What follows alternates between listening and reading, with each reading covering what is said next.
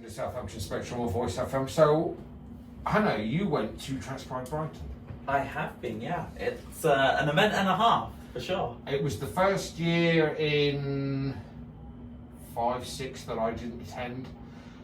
Psychiatric drugs, Hannah, kept us in bed, and Clara, who was going to come with me, had mild heat stroke from the night before and looked like a bag of excrement in the morning, and I suggested she go back to bed and we not go. We also got up late, so we would have been there late. But how was Brighton?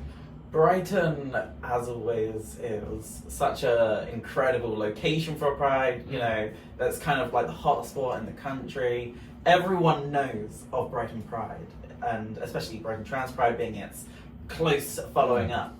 I think when we think about Trans Pride within the South Coast, we have many events, you know, and sometimes, yeah, the big names do take precedent and lay a little bit of a shadow over the smaller events, for sure. But I think there are many things to take away from Brighton and what they offer for a Trans Pride event. And one of those main things is the scale, the news coverage. Not necessarily, you know, positive all the time, but there is always going to be an article every year. We can count on it. That there will be some sort of documentation of the history that's happening in real time. Do we know numbers? I've been trying to find numbers for it. I think it was somewhere around 40,000 again there. But last year was, we got told it was 42,000 last year. Yeah. So they did about, we think that they did about the same. Yeah, no, because I've been trying to find news articles about Trans Pride Brighton this year, and there's not a lot about it really there. I think it's something that we kind of talk about with every protest or demonstration or these sort of more protesty, of course, Pride events there. They just don't get coverage a lot of the time there. So I've not been able to find some exact numbers for Trans Pride Brighton. I've went 3 years in a row, but last year I didn't go either, just because I've just not been able to this year, which I guess was a bit of a shame, because whilst it's very different to maybe smaller events there, which kind of have that personal touch with them there, like of course what Hampshire Trans Plus Network have been doing.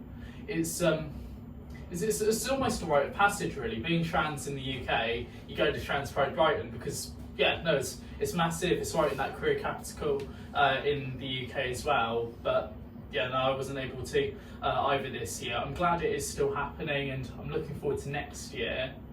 I found London totally overwhelming. Yeah. The figures that were given for London were 100,000 plus trans plus folk there. Yeah. I have to say I concur with that. We started to gather outside Broadcasting House, BBC Broadcasting House, which I think is Langham Place or Langham Palace. I can never remember if it's place or palace. And it was, you could see it building up gradually, and it's like moving slowly down the street as more and more people started to join. So Clara and I followed it down from Langham Road, Langham Palace. We followed it down the road. It was wall to wall people, both sides of the road. Ordinary people, tourists and stuff like that, were just in the background. They were an afterthought. So many trans plus allies and stuff. Then when we got to Piccadilly, we decided, Clara and I, that we would peel off and try and get to Parliament Square to film it coming down, or at least join it halfway down the march, because we realised it's stretched right the way down the road. So we were not at the back like we thought we were. We were sort of at the back in the middle. So we got to Piccadilly, I did some filming, and then we shot down the road, took a side street down to Trafalgar Square. And as we came out into Trafalgar Square, Clara and I suddenly realised that all the people lining the route were trans plus folk and allies as well. All the way down the route, before they'd reached Trafalgar Square, there were thousands of trans people waiting for the march to reach them. Yeah. And then when we got to Parliament Square, when the video, I'm going to do a video about it, which will probably come out either tonight or tomorrow night. The last footage you see is as they come down, they stopped outside Downing Street for a little protest, a symbolic protest, because as anybody knows in the government, there's no one in Downing Street on a weekend, especially not when there's a big demonstration. So it was a symbolic sit-down protest outside Downing Street for about 10 minutes. And then we got to Parliament Square and I got the camera up, and just coming down Whitehall was just a sea of drums and colours, of trans pride drums and colours coming down. It was immense. It was so immense, and just seeing them come in to occupy Parliament Square, and I thought to myself, it's got to be 100,000. It's got to be 100,000. I can't see the end of this. It's all the way up, backing up to Trafalgar Square, and still going beyond there. It was a major show of force. A major show of force. London Trans Pride just gets bigger and bigger every year. I don't know how they can top 100,000. That's just 60,000 last year. year. Yeah, That's 55,000. They almost doubled it. And that was when the Fash turned out. That was to protest against the Fash. Yeah.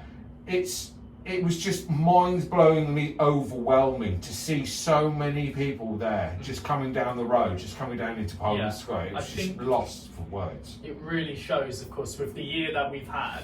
I've been waiting for Pride Month to come and just think this isn't going to be happy. This isn't going to be this big theatrical thing like it is almost every year there with companies trying to celebrate us with what's going on for the trans community. But of course, it's the community itself now which is really showing itself up there, of coming into force with so many people.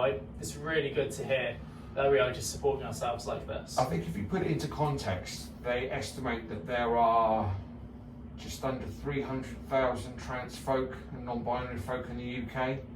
That's like a third of the trans community turning up for one protest in one city at one time. It really goes to show the power of the people, you know. Our defiance that we will not go quietly into the night.